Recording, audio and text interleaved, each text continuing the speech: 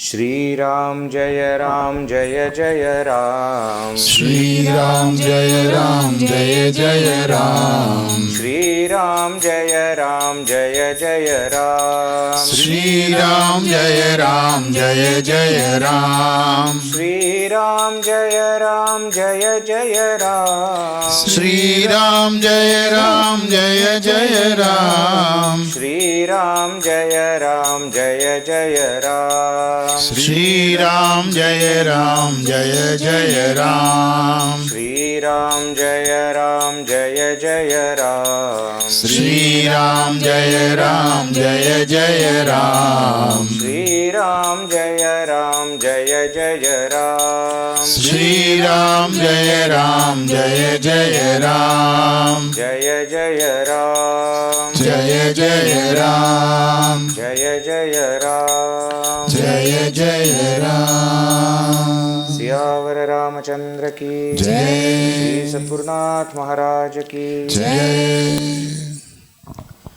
Om Shri Ganeshaya Namaha. Om Shri Saraswatyai Namaha. Om Shri Gurubhyo Namaha. Om Shri Janaki Vallabho Vijayate.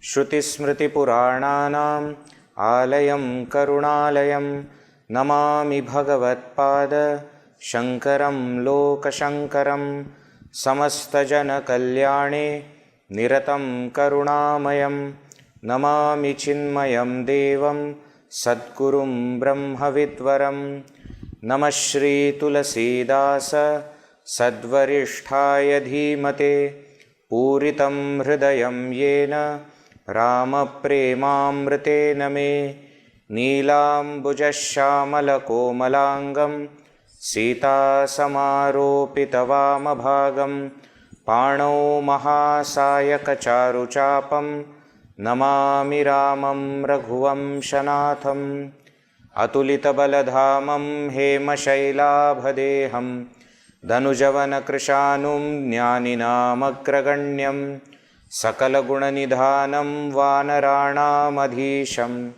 Raghupati Priya Bhaktam Vatajatam Namami.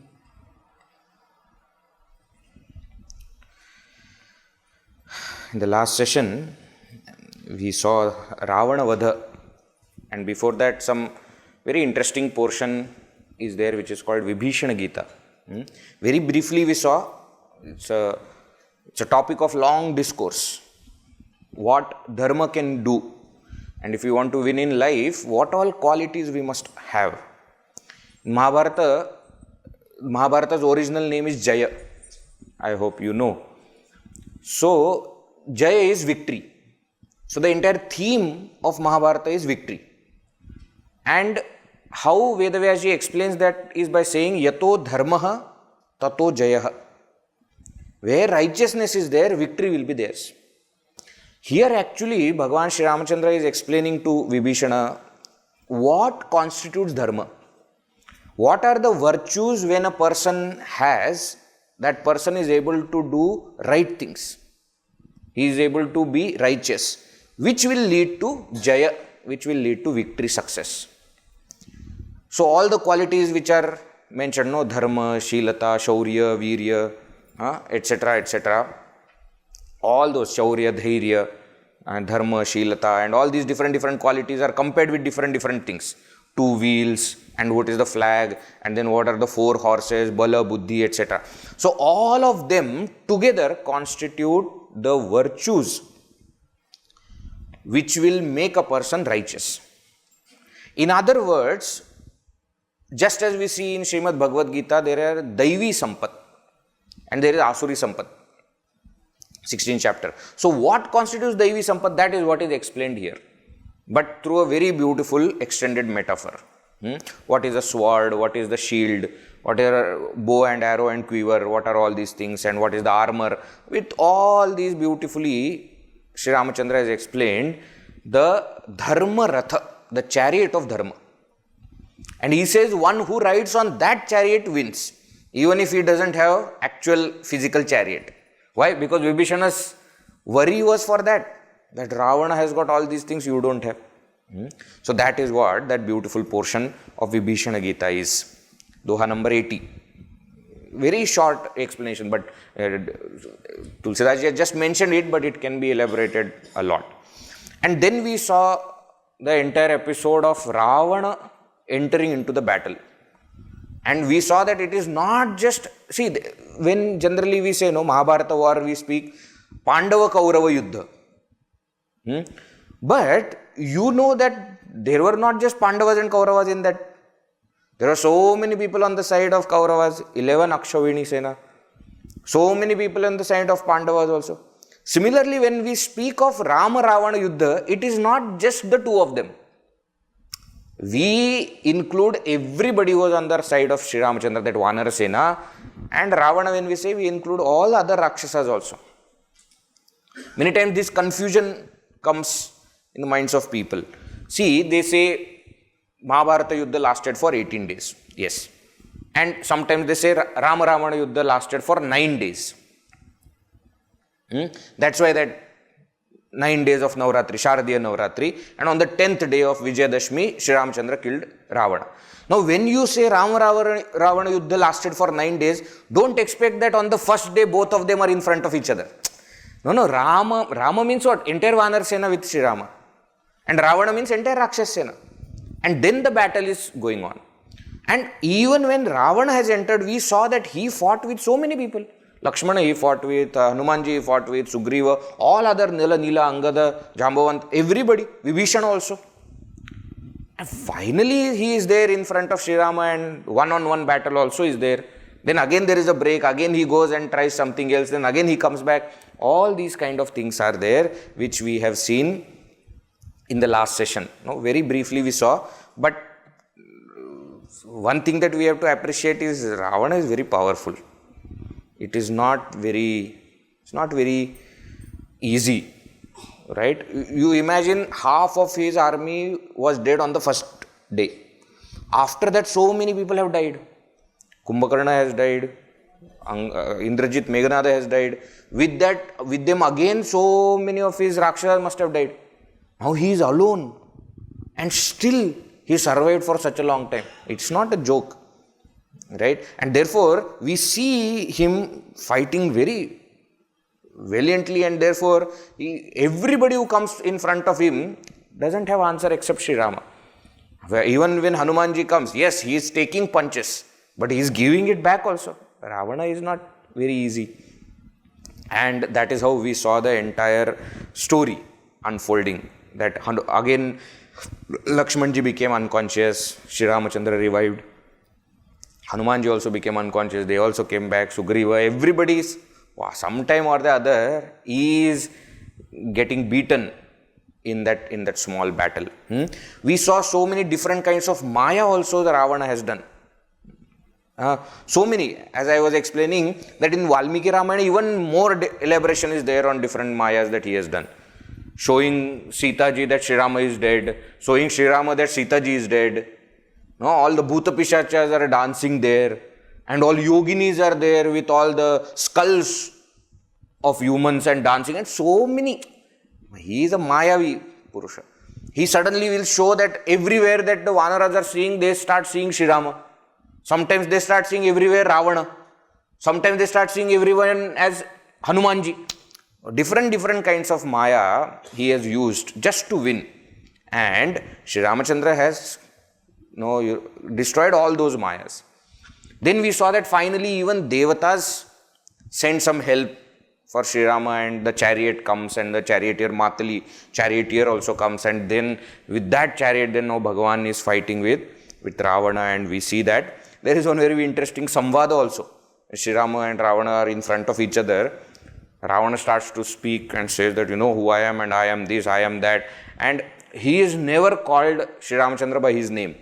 He always calls him Nara, Tapasvi, human being, like that, derogatory remarks.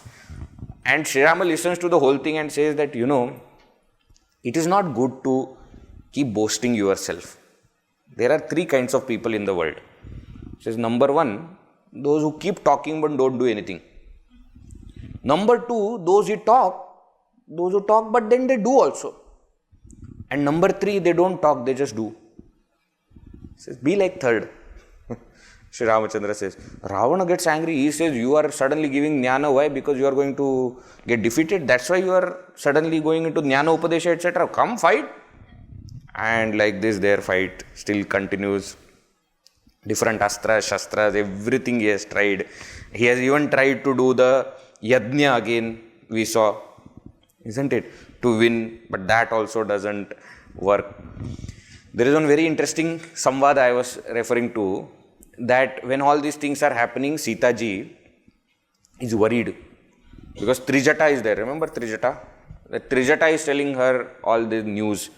And when she tells that Sri Ramachandra is cutting his heads, but the heads keep coming, she feels very sad. She says, how Bhagavan will kill Ravana now? Because, see, cutting head means over, no? Topic closed. There is nothing else required.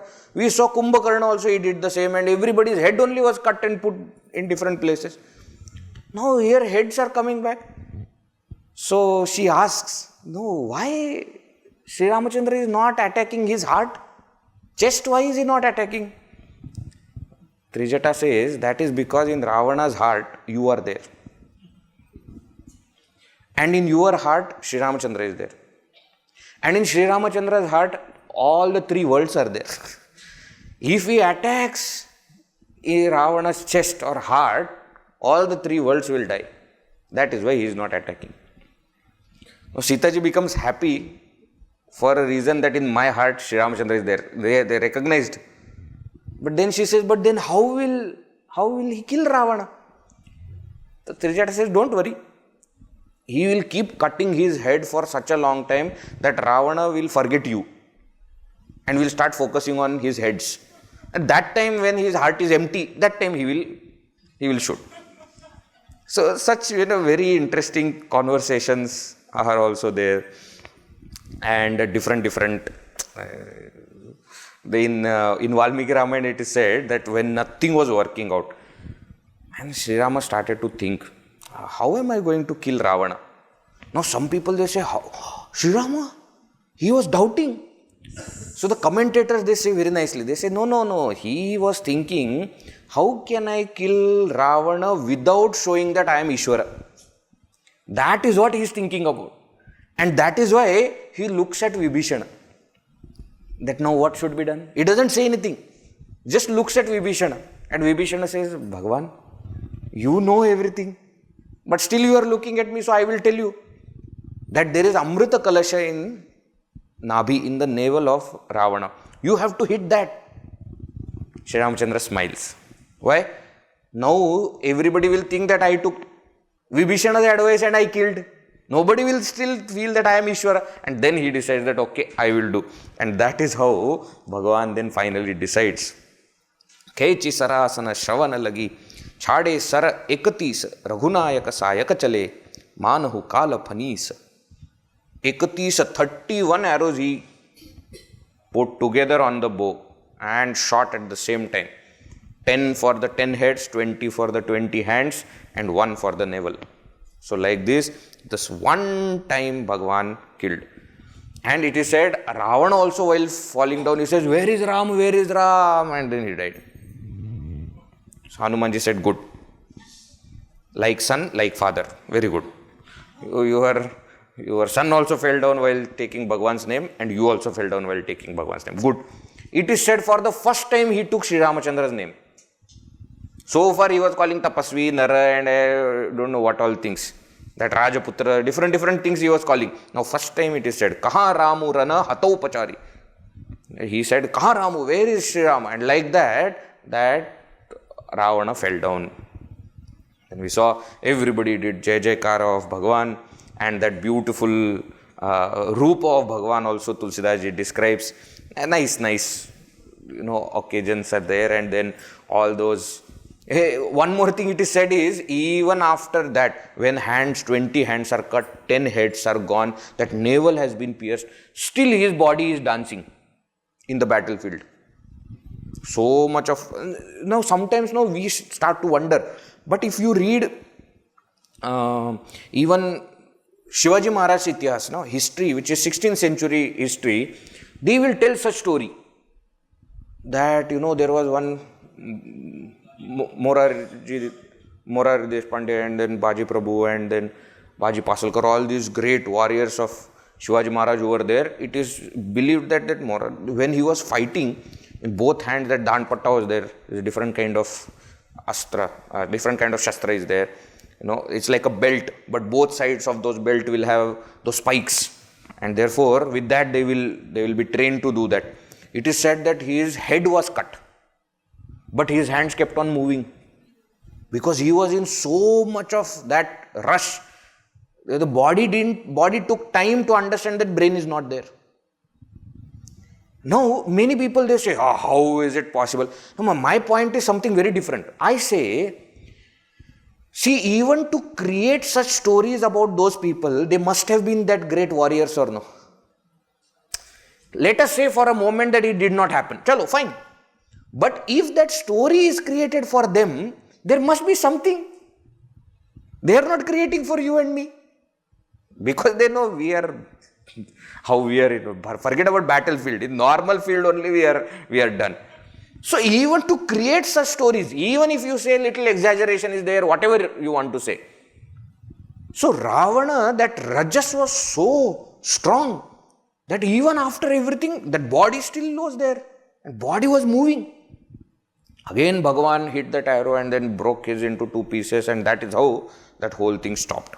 And then Mandodari and all the other queens of Ravana, they came. They started crying. Very amazing thing that you see here is Mandodari not even for a moment said anything to Sri Rama, saying that you are responsible for my husband's death, etc. She kept on saying that he is responsible for his own death. Why? You think how many times Mandodari, warned him, advised him, counseled him, different ways she tried. So she keeps saying that, you have brought death and end to your own life and your lineage life also. Nothing, nobody's mistake it is. She says that it's good, finally you got mukti from Sri Rama's hands, which means that his also Jiva went and merged, because he is another half of Jai Vijay, no? So he is Jaya reincarnated, and therefore he also merged with Sri Ramachandra. And then we see that Vibhishana was very, very sorry and very sad, and therefore he was not coming in front of Mandodari and other queens. Because somewhere in the back of his mind, he was feeling that, no, this should not have happened. He also tried to stop Ravana, but he knew that it's going to happen. You can't stop it now. Right? It was very evident, but still he was feeling sad. So it is said Sri Rama sends Lakshmana to console Vibhishana and say that it's not your mistake. Whatever happened. Vibhishana comes there. Sri Ramachandra says, Vibhishana, you must do the Antevidhi, last rites for Ravana. Very famous scene this is. And in Valmiki Ramayana it is said that Vibhishana argues, saying that for such a person, last rites should not be done. He is a adharmi. If he would have followed dharma, I would have still, done it. But no, he has done adharma. Why should we do?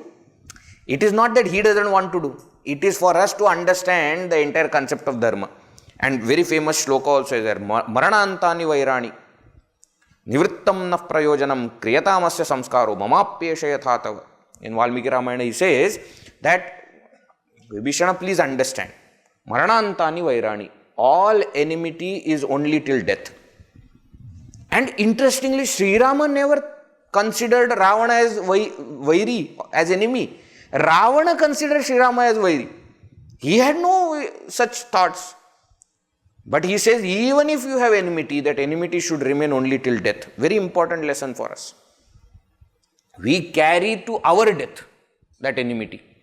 And the person is gone. And death means what? He is gone from your life. Over, topic closed. Why are you again bringing it again and again and again and talking about it? Over, done. Chalo. Let's go forward. And he says, Nivrittam naf prayojanam. And our task is over now. We needed to kill him for something else. Now that is done. He says, Kriyatamasya samskara. You must do his samskara. Mama api eshaha yatha tava. He is hinting that as he is for you, as much he is yours, that much he is mine also. Which means what? If you will not do the samskara, I will do the samskara for Ravana, the last Antya samskara. Why? He's a Brahmana. He's born in Pulaste's Vamsha. Antya samskara has to be done. Vibhishana understands. He does all those last rites. Tilanjali, etc. is given. Even Mandodari and all of them also join. Now Bhagavan tells Lakshmana, Sugriva, Jambavan and all these people, go to Lanka, enter into the city and make Vibhishana king. Do the Rajyabhisheka for Vibhishana. I will not enter. See, he is still following rules. See, nobody would have said anything, isn't it? You can say now the rules are different. It is a different country also. The rules of one country do not apply to the other country. He still follows. He says, I am still in that 14 years of Vanvasa. I will not enter into the city. So Lakshmana and everybody, they go there. Rajyabhisheka is done. And Vibhishana as a king now comes again to meet Sri Rama. Then Sri Rama says to Hanumanji, please go to Ashoka Vatika, meet Sita Ji, tell her everything and ask her how is she, and then we will see what is to be done. Hanumanji goes there and Sita Ji is so happy seeing him. She asks what happened and Hanumanji tells the whole story, what all things happened and finally how Sri Rama has won. And Sita Ji is so overwhelmed. She said, there is nothing in the three worlds that I can give you which will show how much joy I have. She says, what will I give you? You have given me the bestest news. That is what you have given me. So I don't know what I can give you as a gift.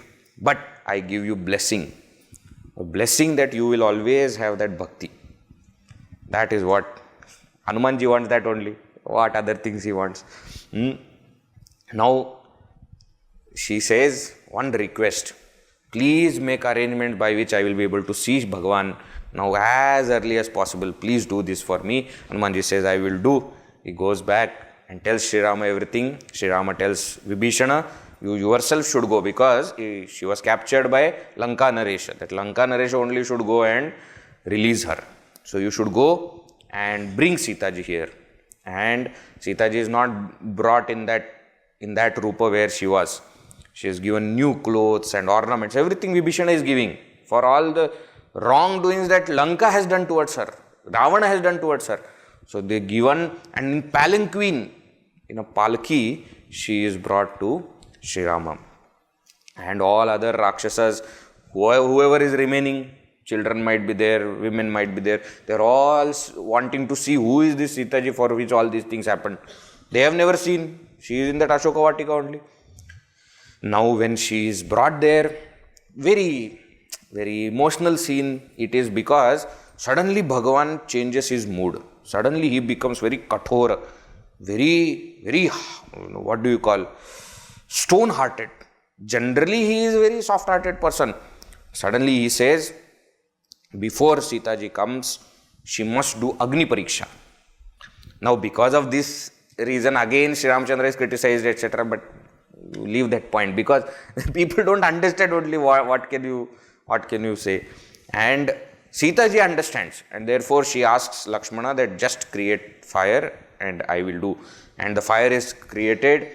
She remembers Bhagavan and says that if I have, even in my dream, I have thought about anybody else, the fire should eat me up. But if I have not, then the fire should be like a cold water, cold breeze.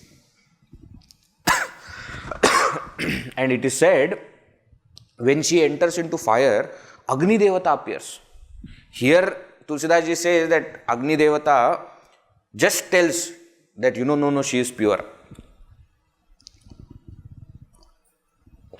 In Valmiki Ramayana, it is said that Agni Devata tells, you please get out of this fire. You are burning me.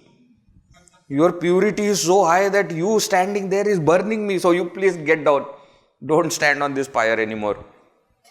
So, but a very interesting thing also Tulsidas Ji says here that Agni Devata offers Sita Ji to Sri Rama, saying that she is pure. You please take. Like what? Like Samudra Devata as a father, when Mahalakshmi was coming from that ocean during the Samudra Mantana, offered her to Bhagavan Vishnu. So in the actual case, Samudra is not there, therefore Agni Devata, stand by. He is offering Lakshmi back to Vishnu Bhagavan. That is how it is happening. And Bhagavan says that yes, she will get my left side. That is accepted back as wife. And she sits there. Now, little bit of thinking we should also do. Why this Agni Pariksha? What is the need? Etc. See, according to Tulsi Ramayana, answer is very simple. In Aranya Kanda, we saw there was one secret between Sri Rama and Sita Ji. That he told her whatever it is going to happen, and therefore he asked her to enter into fire, and that Chaya Sita came out. Now that Chaya Sita has to go back into the fire and real Sita has to come. That's why that fire Agni Pariksha is required. That's number one. Second point, Sri Ramachandra never had doubt whether Sita Ji is pure or not. That he never says also. Whatever Kathora Vachanas, whatever harsh things he has said, he has never said anything that I doubt. No. He says it needs to be proven to the world. That's what he keeps on saying. It is to remove the doubt from people's mind. Not he doesn't have the doubt. That is another thing that we must understand. Third point. The moment now they go back to Ayodhya, they are going to become king and queen. And for the king and queen to have a very proper character, very pure character is absolutely important. See, if you just think from our standpoint also. Suppose somebody comes and starts blaming us. What will you prefer? Just think about it. Will you prefer that the person keeps blaming and you don't do anything? Or you say, I am ready to prove. If you have so many doubts on me, let us go and fight. Whether it is in the court of law or whether it is in the court or whether it is to parents, to whoever. Whenever any blame comes to us, it is always good to clarify rather than keeping the gossip going. So what Sri Ramachandra asked Sita Ji to do is not for him, but it is for Sita Ji. Nobody can say anything to Sita Ji because she has gone through Agni Pariksha. That is very important aspect that we often forget.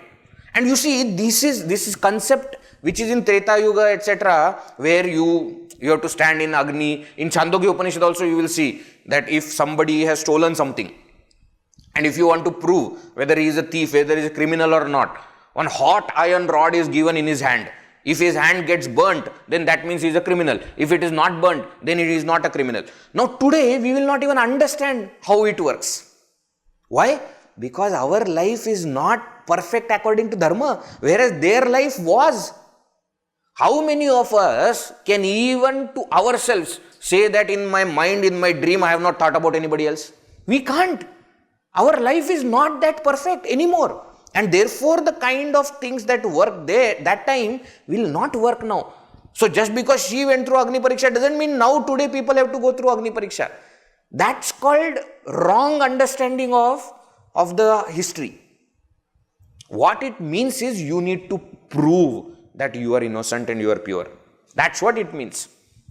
Right? And it's always good to clarify rather than keeping the blame. That's also something that we must understand. And the very last and very important point is, Agni Pariksha is not a bad thing. You see, when gold is put in fire, do you say, gold, fire? Gold, when it is put in fire, all the impurities which are there surrounding that gold will be cleared off and gold will start to shine. Isn't it? Pariksha in any case is good thing. Now you are going through so many texts you are studying and so much of Vedanta. If that pariksha is not there, if some kind of assignment, some kind of testing is not there, how will you know where are you? Whether you are getting, whether you are not getting, is anything happening? Are you able to answer? Are you able to speak? How will you understand? So unless that pariksha happens, that pariksha is not necessarily bad thing. Somehow we have started to think that Agni Pariksha is bad. and why Sri Rama asked Sita ji to go through it. It was good thing for her.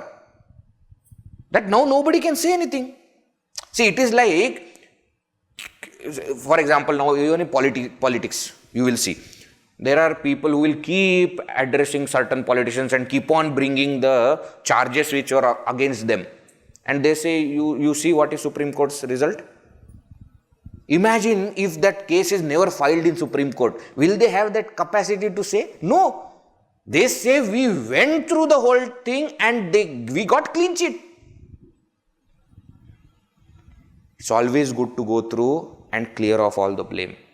And that is why this Agni Pariksha that Sita Devi has gone through is not bad, it's good for her. Now we may keep on debating whether it was required or not required, as though our life is perfect and we want to decide whether Sri Rama did right or not. Wah, re bhai. Everybody becomes judge, forgetting that we are actually criminal. We are in the different box in the court. Why? Because we have given, nobody will ask us anything. But we should think, rather than thinking about whether he did right or wrong, we must try to understand why he must have done it. Then everything becomes clear. Alright? So that is why Agni Pariksha. Okay? Now going forward, Bhagavan has given left side to Sita ji. They are united again. Now Bhagavan sends Matali, that charioteer which was given by Indra, and the chariot also, everything he sends back. He says, now I don't want. Over. You gave it for battle is over, I am giving it back. It is said even Hanumanji kept Sushena Vaidya and he sent it back to Lanka. But no mention of that mountain, okay? Dronagiri. Then Devatas appeared there to offer their prostrations to Bhagavan, and they said, Bhagavan, we have this doubt. All these Rakshasas, how are they getting mukti? Whomever you are killing, forget about you, whomever other Vanaras are killing also are sent to you and you are giving them your Dhamma. How?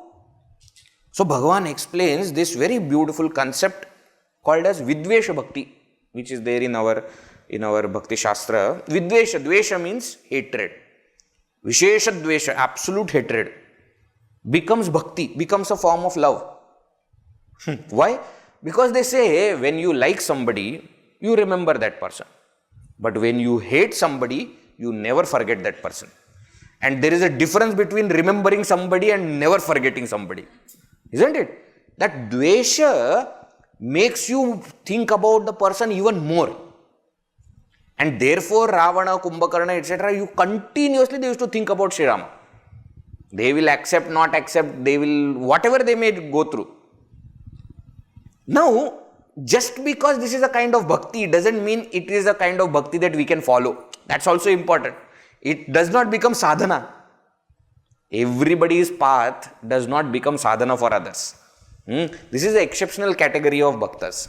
Right? Prema bhaktas, dasya bhaktas, seva bhaktas, those are the things that we can follow. Vidvesha bhakti is not something that we can follow. Right? And mainly because it is not an enjoyable path. Ravana, Meghnad and all of them suffered throughout. Isn't it? It's not a very happy thing. Whereas you see other bhaktas, how Prahlad lived. Such a joyous life. How Dhruva lived. So, bhakti, sadhana when it comes to, Vidvesha bhakti is not given as sadhana.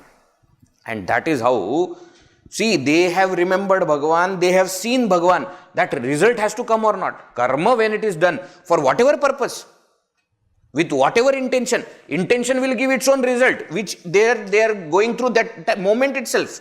Their intention is giving them sorrow at that very moment.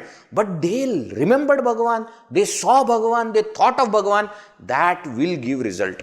And the result is going to Bhagavan's Dhamma. That is how Bhagavan explains this very, very beautifully. Then there are everybody, Brahmaji comes there and he does a very beautiful stuti of Sri Ramachandra. Indradi Devatas, they also come there, they also do the stuti. It is said Dasharath Maharaj himself comes. He is in Swargaloka, he comes and sees Sri Rama and his eyes are filled with tears because so much of love. He died thinking of Sri Rama, isn't it? And Sri Rama, when Sri Rama and Lakshmana, they both see Dasharath Maharaj, Sri Ramachandra says that I could kill Ravana because of your punya. This is a very beautiful and very important aspect that we also should understand as seekers. See, in our life as a spiritual seeker, many times we feel that everything is happening, because I am doing it. But we forget that our parents, what all things they have done for us, it is their punya that is resulting.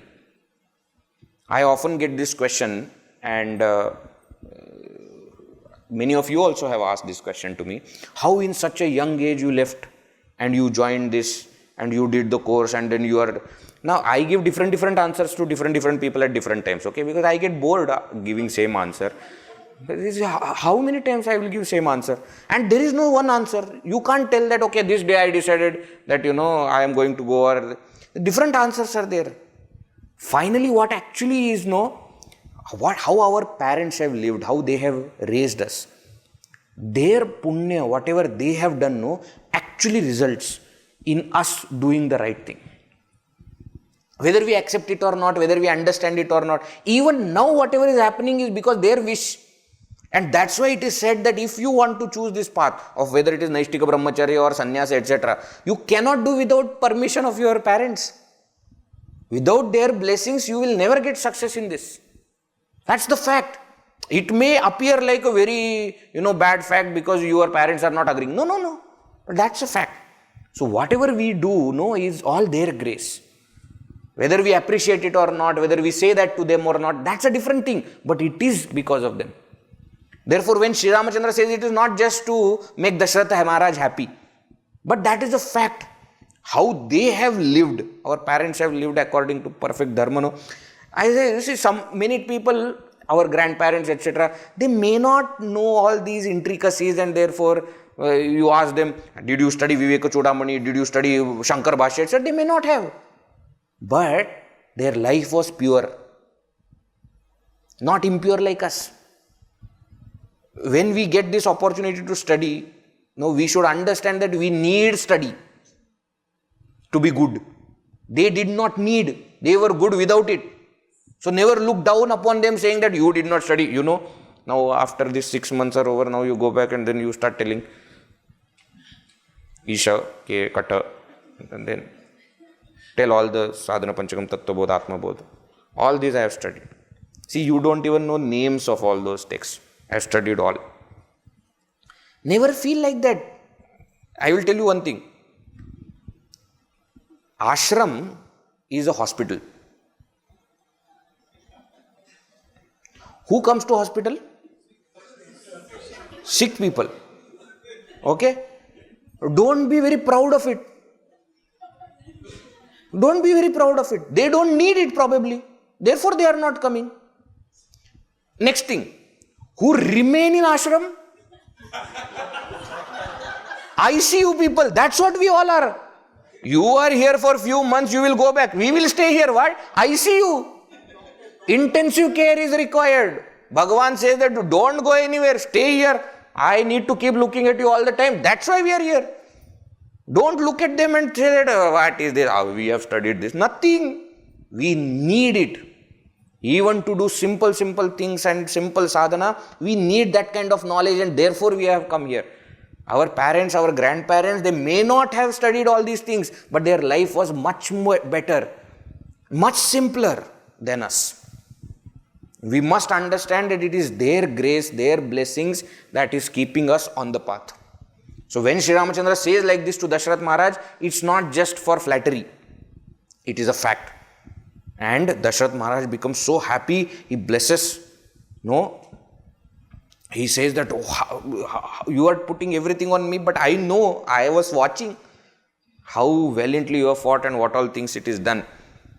Now, Tulsidas Ji says that Sri Ramachandra just looks at Dasharath Maharaj, and Dasharath Maharaj gains mukti. Just by looking. Netra Diksha it is called. Just by looking. In Valmiki Ramayana, etc., Dasharath Maharaj appears when Agni Pariksha is going on to testify that she is pure. I am witness. He comes from Swargaloka to tell that she is pure. Right? Here, Dasharath Maharaj has gotten mukti. And what kind of mukti? He didn't want Sayujya mukti. He didn't want to become Nirguna, one with Nirguna Brahman. He said, I want to remain Saguna Upasak, I want to remain Saguna Bhakta. And that is the kind of bhakti, that's the kind of mukti that Dasharath Maharaj has got. Now Indra comes there again, and Indra says that, Bhagavan, I want to do something, but I need your permission. He says, what? He says, all these Vanaras, they fought so bravely, but many of them have died. So I want to do Amrita Varshava on them, the rain of nectar. And Bhagavan says, of course you can do. And it is said that nectar rains there, and all Vanaras, Bhalus and all that Vanara Sena, they are revived. Everybody who died, they are revived. But Rakshasas are there lying down next to them. They are not revived. Now somebody said, Bhagavan is Sama, what happened? Arey, Rakshasa already got mukti. Vanaras wanted to still serve as Saguna Bhaktas, therefore they are revived. Rakshasas have already got mukti. Why will they be revived?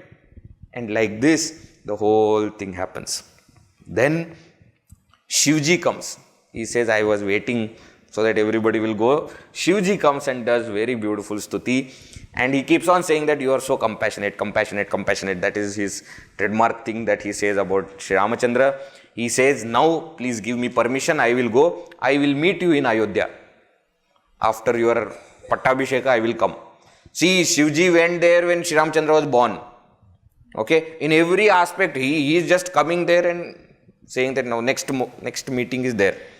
And Shivji goes back. Vibhishana comes and says, Bhagavan, this entire Lanka is yours. I am your Sevaka. Please come to the palace. I am very sad that you came all the way here, but you have not even seen Lanka from inside. You have not come. We could not even do proper, Atithya for you. Please come. And this kingdom is yours. The throne is yours. Everything is yours. Please sit. Then Bhagavan says that that is not possible. Sometimes it is said that there is one very famous line, Janani Janma Bhumischa Swargadapi Gariyasi. They say it is from Valmiki Ramayana, but I did not find it in Valmiki Ramayana. So must be interpolation or must be in some other Ramayana. So when Vibhishana says you stay here, Bhagavan says that no, Janani and Janma Bhumi, my mother and motherland are even greater than heaven. Therefore I have to go back to Ayodhya. Right? Now Vibhishana says, okay, I will give you two options. Either you stay here or you take me to Ayodhya. Whichever option, it's no compulsion. I'm giving you free choice. And he says, he brings all the ornaments and gold and everything and he says, you take this. Bhagavan says, what will I do with all these things? So he says, put all these things in Pushpaka Vimana. So everybody thinks that maybe he wants to take it back. So Vibhishana puts everything in Pushpaka Vimana, comes back and says, Bhagavan, it is ready. He says, you go get on that Pushpaka Vimana, go up. And from there, you put all these things on these Vanaras. Shower all these things on them. Let Vanaras take whatever they want. And Vibhishana doesn't know now what to say to Bhagavan. So he goes and he starts doing this. Now Vanaras, they suddenly start and Bhagavan says, you take whatever you like. Vanaras don't even know what to do with those things.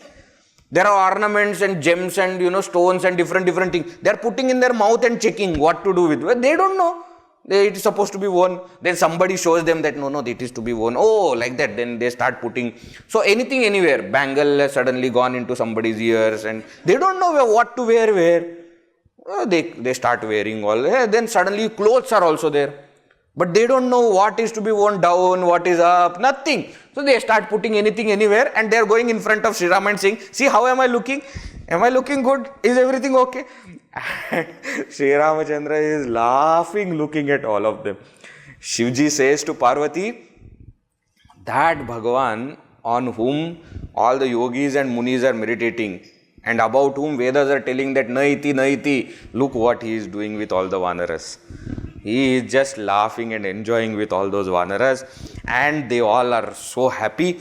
Now Bhagavan comes and says, you all have fought so bravely for me and because of you, I could kill Ravana and we could win. So now, I don't know what else to do. That's why I gave you all these things. Now please go back home. Enjoy your life and don't be scared of anyone. Go. Now, the moment they hear that, they start to become sad. Why are you asking us to go? We don't want to go. It is said Sugriva, Nila, Angada, Jambavan, Vibhishan, Hanumanji, etc. They all keep looking at Bhagavan saying that, is that instruction for us also or only other Vanaras? Are we going back? Are we going? They don't say anything. Bhagavan says, what is this? So they just smile looking at Bhagavan. Bhagavan understands that they all want to come to Ayodhya. Therefore, he tells everybody to get into Pushpaka Vimana. It is said that Pushpaka Vimana was such that it will change its size according to the number of people occupying it. Now I tell you, the moment we see anything like this, we immediately start to say that how is it possible? It is not possible. Okay. Not possible. Chalo. Tulsidas Ji is writing in which century? 15th century, 14th century. Forget about Valmiki Ramayana which was written at the time of Sri Rama at that time. Forget about that. That also mentions Pushpaka Vimana very clearly. That also mentions this concept very clearly. Forget about that. It's 14th, 15th century. Name one author who has spoken about something called as Vimana, aeroplane, and has spoken about how it can have different amenities. You explain. You tell me. How come only people in India thought about this Vimana? If there was no Vimana with us? And elaborately. Mind you, when you study Bhagavat, etc., there is description of an aeroplane which is 7-floried aeroplane. Is there? Story will come. And that Rishi built it for his wife and they both stayed in the sky for 100 years. How much petrol? How much? And description is there. On each floor, what all things are there. There is a garden there, there is a swimming pool there and there. All kinds of bhogas. Why? Because that wife all the time was nagging that Rishi, so finally he said, okay, fine. Chalo, I will build this, and with his power he built it and they lived like that for 100 years. Then she got bored and then she said we should do something. Then he brought her down and gave her Upadesha. That is their story. You please tell me, if it was not there, how come so many people thought about it? And don't you think that idea is also an innovation? Chalo, let us say for a moment that there was no physical Pushpaka Vimana. Even then, to get that idea that there is something like this, that itself is not a discovery. And why will everybody lie about it? If they just wanted to say that people could fly, why only Pushpaka Vimana is mentioned in Ramayana? In Mahabharata also Vimanas are mentioned. Right? Different kinds of Vimanas are explained. In Mahabharata the description is there how to build it. Please tell me how, if there was no... Just because last few years we have lost that kind of touch with the progress that science is making, doesn't make us barbarians. Please stop thinking that we didn't know what to do and then somebody came from outside and civilized us. Nonsense. It is always very, very clear to people that India was the land of knowledge, innovation and discovery from way before. We don't have, see, neither we should say that Wright brothers, what is big thing? No, what they did is a big thing only. What did Newton do? What Newton did is a great thing. But that doesn't mean we didn't know any of it. We are not trying to put down any Western scholar or anything like that. But let us not put down ourselves also. And let us not take it just as, some praise that, okay, some Vimana was there. No. That Vimana existed and in all Ramayanas it is mentioned. Right? And therefore, when it is said that Pushpaka Vimana could change its size accordingly, now today we are talking about this. When Mahabharata will explain about Maya Sabha, etc., today we are talking about all those things. That AI can understand what they are thinking and according to that they will present the whole scene to them. We are talking about movies where the movie is shot in 100 ways and each person sees a different movie according to what their mind is. We are talking about it today. Who is to say that it was not there before?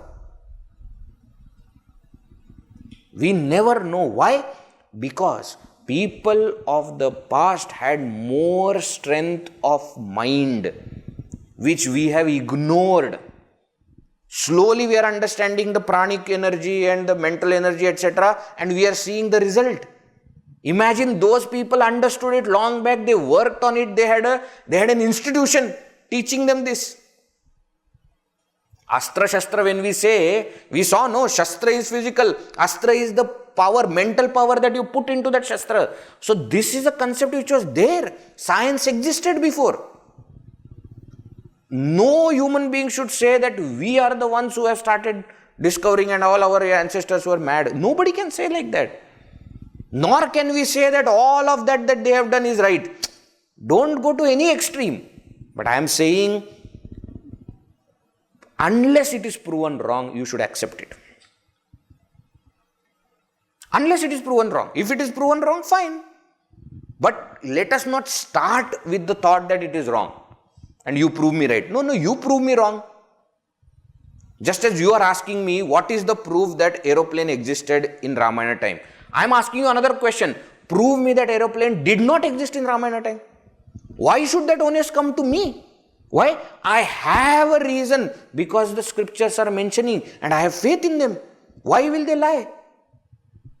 Why will Valmiki Rishi and Vedvesha write so many shlokas on it if it is not there? And specially categorize it as Itihasa. If they wanted to create mental or imaginary stories, they had that option of writing Puranas, isn't it? Why did after writing 18 Puranas, they segregated these two as Itihasa? So there is a reason for all that. I am not saying blindly believe everything that is said. I am not saying that. Pariksha, Kalidasa says very beautifully. In Malavika Mitra, I think that shloka is there. That something is there of the past doesn't mean it needs to be accepted and it should be correct. Same way something is there now doesn't mean that it is wrong. No, nothing. Sant of Pariksha. A wise person is the one who examines and then takes a call. So I will neither accept nor reject it. I will think about it. If we start only with rejecting the whole thing, no, how is it possible? Then we will never be able to progress. Right? And then, therefore, please understand all these points, okay? Very important points these all are. Many years we have been brainwashed to think that we did not know anything. And whatever we are is only because of Britishers. It's many years, and not just India, they have done the same thing to every place that they ruled. That was their strategy. And they were successful in that. Even after 75 years, the colonial rule has gone. Mindset has not gone. Not to boast yourself, but not to degrade yourself also. That kind of balance now this generation we must have. We must have. And therefore, okay, I will not accept everything that they are saying, but I will not reject also. Right? Going forward. Pushpaka Vimana, they all sat. It is said the Pushpaka Vimana was there and there was a raised platform where Sri Ramachandra and Sita Ji were sitting. All the Sugrivati are around him. Vibhishana himself also is coming now to Ayodhya. And Hanumanji, Lakshmanji, all of them are there. Then all the Vanaras are there. They are, flying for the first time in such aeroplane. So as it goes up and as it starts going, they all are seeing everything. Sri Ramachandra starts to show every place to Sita. Saying that, see, this is where Lakshmana killed Meghanada. This is where Angada and Hanuman so bravely fought and killed. This is where Ravana was killed. This is where Kumbhakarna was killed. Very careful. When other people he is talking about, he says Lakshmana killed Meghanada. And, Hanuman and Angad did this. But when it came to Ravana and Kumbhakarna, he did not say, this is where I killed them. This is where they were killed. What a humble person. And he says that, he starts showing everything. Then this is where we started building that bridge. This is that place that I established. Shivji, Rameshwara is there. In Valmiki Ramayana, etc., it is said that they got down there. Sita ji did the puja, etc. for Bhagavan, and then again they went. So they started going further, and all other things, he started showing that this is where I met Sugriva and this is where you had dropped, and all those things. Those ornaments and that cloth, etc. was dropped by Sita ji. So she shows that also. Sita ji has sat in Pushpaka Vimana before. She has seen all these things from top. If you read Kalidasa's Raghuvamsham, he describes the whole thing. Kalidasa is 1st century. Okay, now let me give you proof also. Kalidasa is 1st century. The description that Kalidasa has done, whether it is in Meghaduta, that where he is imagining that the cloud is a messenger and he is sending, or whether it is in Raghuvamsha where he is describing this entire journey in Pushpaka Vimana, his description from the sky is absolutely perfect. If he has never gone to sky, how can he imagine and write so perfectly? Some sense has to prevail, no? So even Kalidasa has written it. Forget about Valmiki ji, etc. Kalidasa, and it's very much tested and proved that his description is perfect. That even today when we go there, we do see such things. That suddenly there is a grey area, suddenly there is a green area. Even today those kind of mountains are there, which are very different. If you go, Vindhyachal and Sahyadri are not same. But that we can know only when we go from top. If you go from down, every mountain will look same only to us. But from top, we see difference and it is given there. Then they start visiting all the places that on the way also they visited. Dandakavana, he gets down, Agastya Muni's ashrama he goes. He stops at Chitrakuta, meets all those Rishi Munis. And then he goes further. Prayag, Sangama is there. They again get down. Bharadwaja Muni's ashram they go to. And Ganga Puja, etc. Sitaji does. All this happens. Now Sri Ramachandra says, Hanuman, you must go to Ayodhya, meet Bharata, see how is he and let me know. Tell him that I am coming. In Valmiki Ramayana, Sri Ramachandra says a little different. He says to Hanuman, please go and check. Go in a Brahmana Rupa. Here also he says go in Brahmana Rupa because he doesn't know he met Bharata. See, Hanumanji met Bharat. He did not tell, na. That was no occasion was not there. So he says, you go in Brahmana Rupa. In Valmiki Ramayana, it says, Sri Rama says, if Bharata is happy ruling, I will not enter Ayodhya. I will stay here. And first thing that Bharatji asks when he meets Hanumanji is, when is he coming? When is Sri Ramachandra? You remember, he had told that 14 years, one day extra and I will die. He had said. He repeats and he says, please tell him that only 2 days are remaining, you better come within those 2 days. Otherwise you will see me dead. When Hanumanji tells that, then Bhagavan says that, yeah, he wants me to come. Why? Because he thinks that if they are happy, why should I go? They are happy, no, he is ruling. I should not become cause of anybody's sorrow. Think about it. Here it is not like that. Here he just tells, you please ask how is he and then tell him that I am coming. And like that, they are there. They are now Sringaverapura also. That is where Gangaji and Nishadraj had, Nishadraj only heard the news that Sri Ramachandra is coming. He didn't know that he is coming in the aeroplane. So he did all the boats, etc. arranged because now they have to be taken on this side. When he went with that and they said, oh, you have everything. Okay, fine. I am okay. And like that now they are very near to entering Ayodhya. This is where Lanka Kanda concludes, which is called as Yuddha Kanda in other Ramayana. Here Tulsidas Ji concludes again with Phalashruthi, saying that whoever reads this section where Sri Ramachandra has won over Ravana, all those people will always have Vijaya, success, will always have Viveka, discrimination or common sense, Viveka, and they will always have Vibhuti. Vibhuti means glory. These three things, Nitya, they will always have. They see, Samara Vijaya Raghubira ke Charita je sunahi sujana Vijaya, Viveka, Vibhuti, Nita Tinahi dehi Bhagavan. Bhagavan gives all these three things to them. And with this, Lanka Kanda is concluded.